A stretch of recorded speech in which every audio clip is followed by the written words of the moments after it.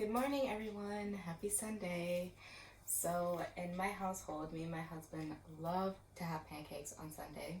So I thought, why not make a video and show the recipe I use for gluten-free pancakes. So let me tell you what you need today. So first, of course, you need gluten-free flour. And I use the Char brand. I think it's the best brand that we have here in Europe. And it's also low FODMAP, so it's perfect for people who have IBS. If you are a milk drinker, you can use regular milk or lactose-free milk, but we don't eat any dairy products besides eggs, and so we use almond milk. You also need sugar,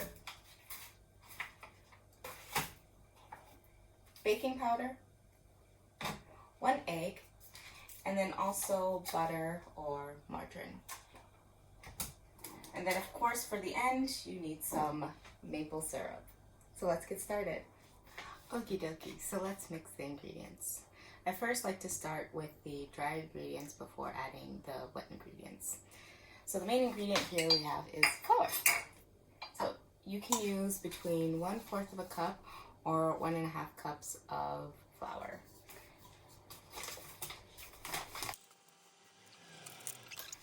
Okay, so next you want to add your sugar, which is 1 tablespoon, and then also 1/2 teaspoon of baking powder.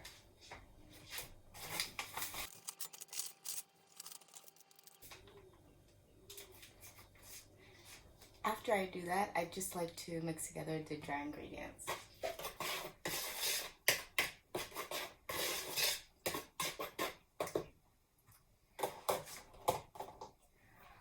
For the second part of the recipe, you need 1 egg, 3 tablespoons of butter or margarine, and then 1 1/4 cups of milk, or if you're not using milk, almond milk, rice milk, oat milk, whatever you'll be using. For the butter, you have the choice to melt it or not. That's optional. I like to melt mine because it's just easier to mix. As you're mixing, you'll notice that the consistency is a bit lumpy, so just try your best to mix out all the lumps that you can. So our mix is ready. Let's make some pancakes. Okay, so for making the pancakes, I like to use a small non-stick pan and make 1 pancake at a time so that they're just a bit bigger. To start out with the heat, I like to turn it up to 5, 6 to warm it up. And then as you're making the pancakes, you'll probably have to adjust between 5 and 4 just so that the outside doesn't burn before the inside actually cooks. So to scoop the pancakes, I like to use the 1/4 cup that I have just because it's a lot easier to scoop rather than using a spoon. An ice cream scooper can also work, but every time I get a nice scoop of batter when I do this. So you're gonna take it, you're gonna scoop a 1/4 cup, wait till the excess drips off, put it right in the middle. So the pan is not super hot. It's not good to let nonstick pans heat up with nothing in them, so it'll heat up as it's cooking.